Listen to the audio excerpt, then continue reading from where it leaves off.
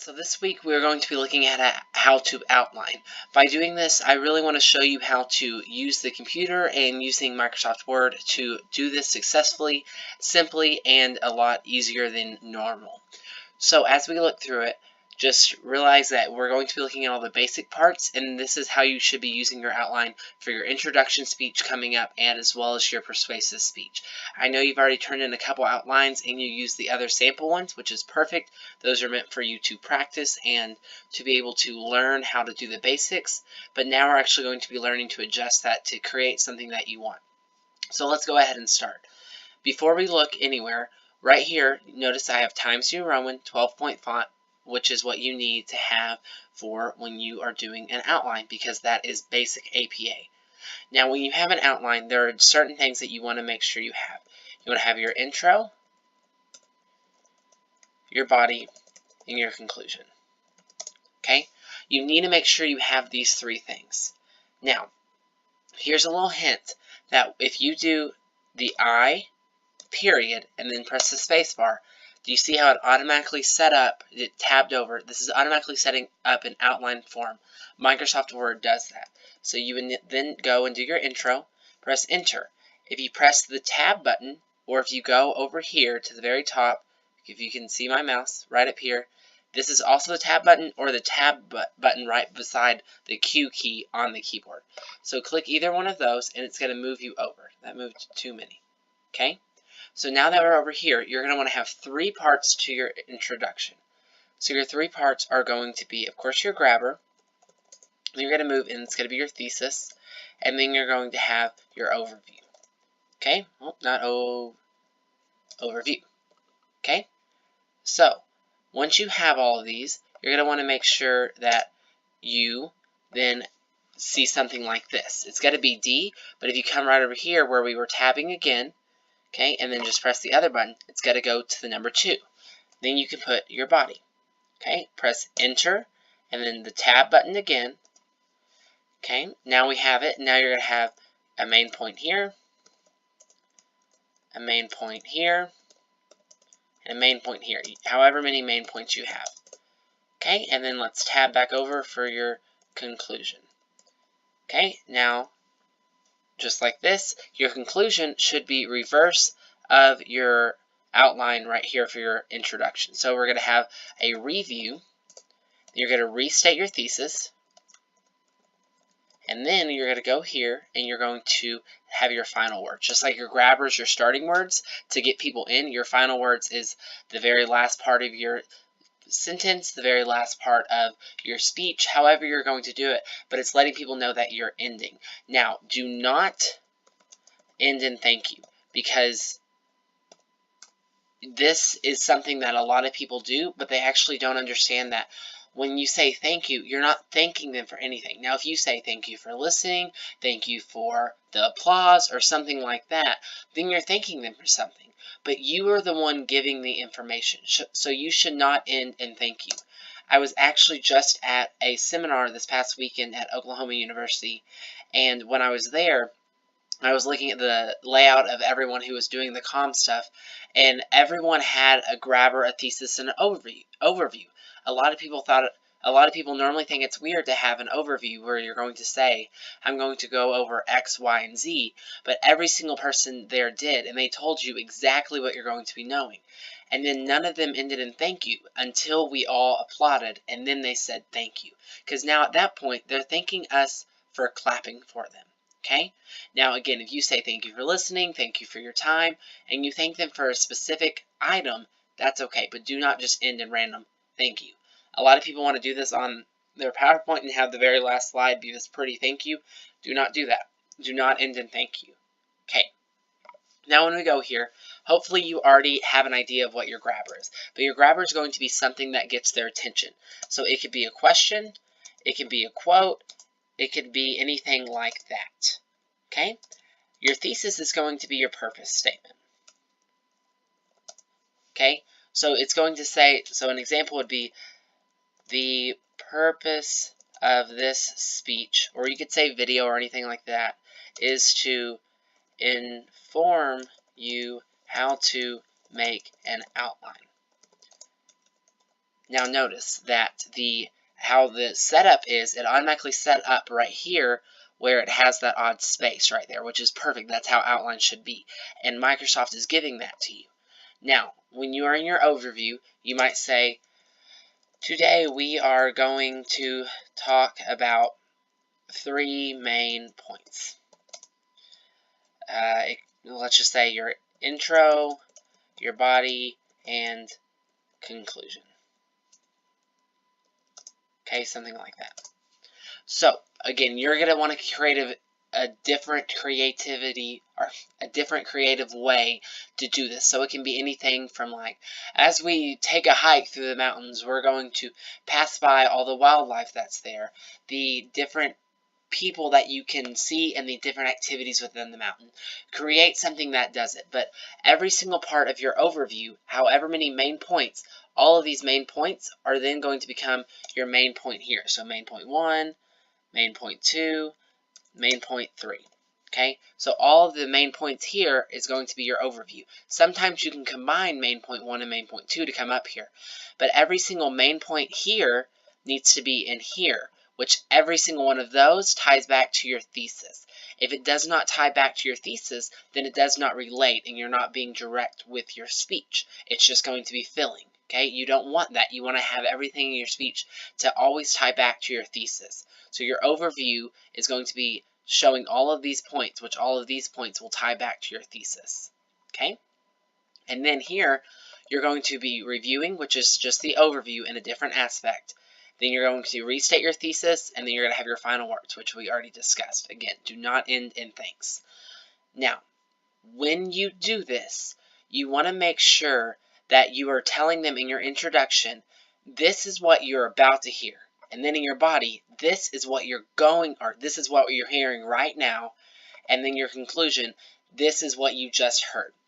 When we go over speaking to inform, which will be after spring break, then you're going to be learning a little bit more of how to set this up and how to talk to people about why this is important and the repetitiveness of it and actually why you should say it in your intro, in your body, and in your conclusion. So this is the basic way you set it up. Now realize in your main points here, going back to the body, you're going to have something like this and you're going to have notes.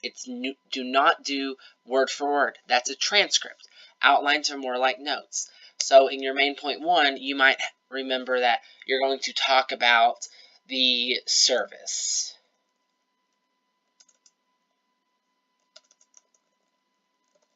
Okay, and then you might talk about the service and then money earned. Okay, it all depends on what you're talking about. Okay, and then this might be, your main point 2 could be background or something. So you won't title it main point 2, you would title it background. Okay, and then the background might be started in 1910 or 11. Okay, and then something like that. And then you're going to go the background. Then you might say the person who started it or something like that. Okay, but again, you're not going to title it main point 1, main point 2. Okay, so as you do that, you're going to be learning how to do it. Now, I really want to focus on the introduction because this part, the body and the conclusion. The body is really easy to make just as long as you're not doing word for word sentences, because then it becomes like a transcript. If you have a transcript, you're not going to be able to be as free talking, and you're going to try to read it word for word, and then if you mess up, it's going to mess you up even more. So an outline, if you realize that you're going too long, you can cut part of your speech out. If you need to ad-lib some and improv some, you can add some in it. If you accidentally talk about main point 3 before you talk about main point 2, that's okay. An outline gives you that flexibility, whereas a transcript does not. Now, the body's very easy to make, and the conclusion really flips the introduction. So let's really look at the introduction. And this is going to go along with part of what you're going to be doing over the week. Now, what I normally have students do when we're in class is I have them look at main points. So when we have these main points, you're going to be looking at different items, and you're going to be giving me 3 different words. I gave you examples in the online classroom, but here's another way that you can do it. So I might give you something like honey, sugar, cinnamon, misspelled. I'm an awful speller, so I feel for you people who cannot spell. And then we can do sweet. Something like that. Now, what you're going to go in is you're going to find that which out of all of these words are the main point. So your thesis. Okay? So you would notice that sweet would be your thesis. So then you're going to make that your thesis, and all of these other words tie back into what you were saying. Okay?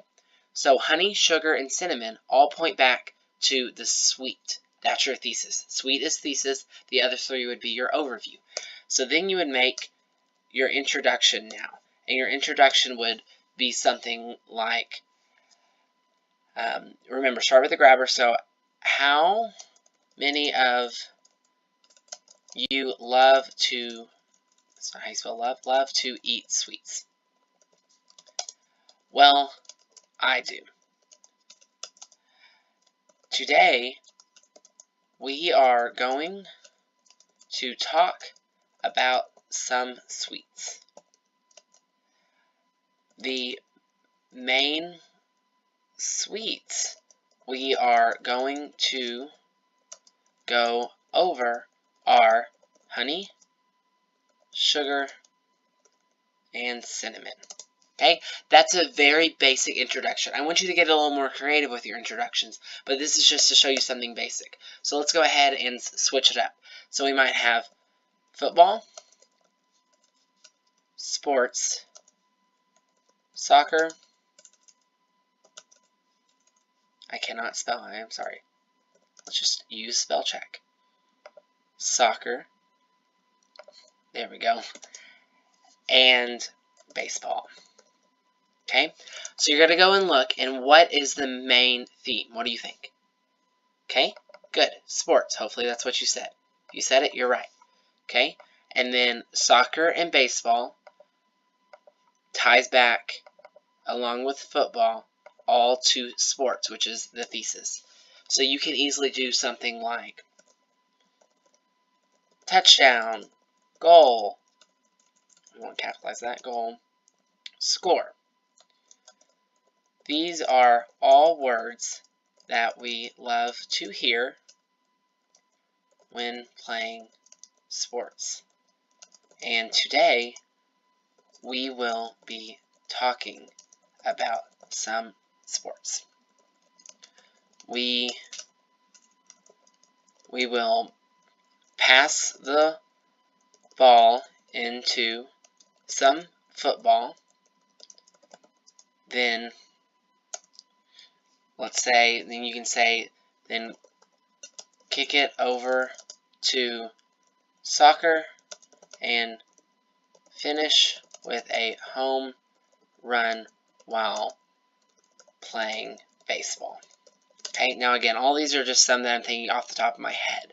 Okay, so these are some things that you can do, and this is a more creative introduction because it has more of a creative overview. So I want you to think of how to do something like that. Now, if I would make this overview, and this is what you're going to have to do for one of your things. You're going to have to give me 3 sets of 3 words, okay? And then you're going to have to go find classmates and reply to them, and you're going to have to create this. So, again, you are going to create this, and then you're going to go find your classmates' 3 words up here, and then you will reply to their word clusters and create this. Okay?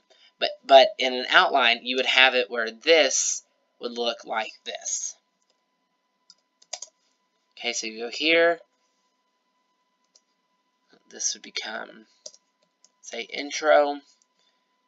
Then you might have grabber. Okay, so here, tab over. Then we're going to tab over here to say thesis. Okay, and then here we're going to our overview. Okay, so there's a great example of what I'm wanting for an introduction because it really shows you what you have. Introductions can be word for word because they're trying to show you more of these ideas, but your body is not going to be word for word, so make sure you know the difference of how to do that. Okay, now let's go back to this. These right here that I'm highlighting, they are called word clusters. you are going to create 3 sets of word clusters. So you're going to do this 3 times. That will be your initial post. And then you're going to go find your classmates' post, and using their word clusters, you will then reply to theirs and create an introduction that looks like this highlighted part. Okay? So you will create 3 word clusters right up here, and then once you create those, you will then go reply to 2 of your classmates, and you will create an introduction like this using their word clusters. Now, if someone already comes up, and let's say one of my word clusters was honey, sugar, cinnamon, sweet, but someone already replied to that classmate, I cannot use that one anymore. I want you to make sure you're creating your own ideas, and I don't want you to be using the same ones because then the same introductions are going to be written. I want you to practice this on your own. So make sure you're doing this. You will go in, out of these 4 words, you need to tell me which one of these words is the thesis, and then which 3 words are the supporting words.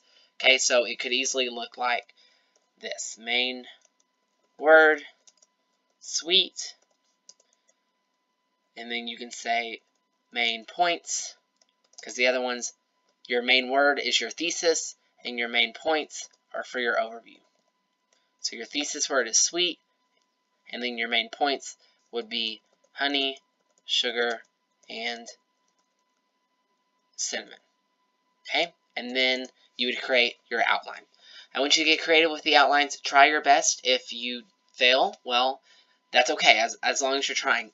They're very easy to do, so you should not fail, but make sure that you try this, and I just want you to get creative. But this is how you do an outline. Make sure, again, Control A, needs to be double spaced since we're doing APA, okay, and you're going to want to make sure you have your name and all of that, and make sure you're doing that right. Now, some of you, as I talked about last time, you need to make sure you have a title, so make sure you have title here. You are not going to use the word title. Actually have your own title. And then up here, you're going to want to make sure to first enter a page number.